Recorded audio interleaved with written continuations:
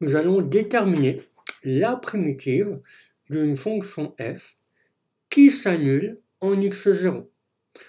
En effet, c'est bien la primitive, puisque quand on calcule une primitive d'une fonction, c'est une constante c, un réel c, et on va pouvoir ainsi, avec la condition que la primitive s'annule en -1, trouver cette valeur c.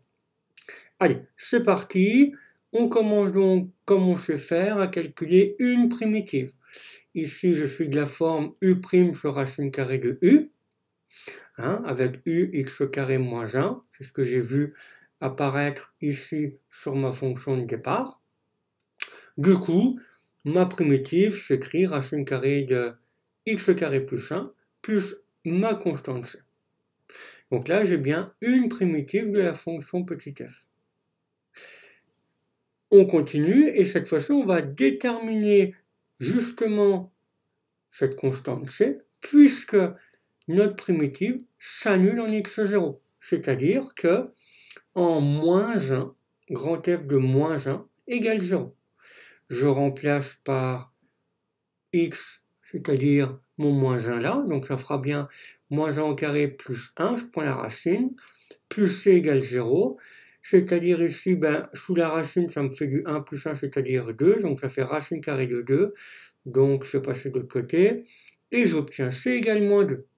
Donc ma primitive, la primitive qui vérifie notre condition, s'écrit racine carrée de x carré plus 1 moins racine carrée de 2.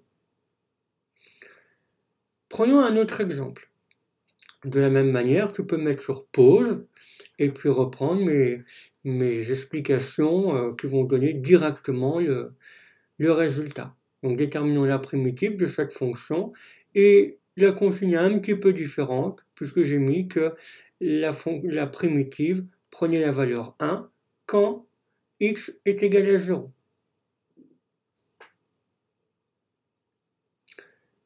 Une primitive de la fonction f, on est de la forme u' sur u, donc c'est mon logarithme.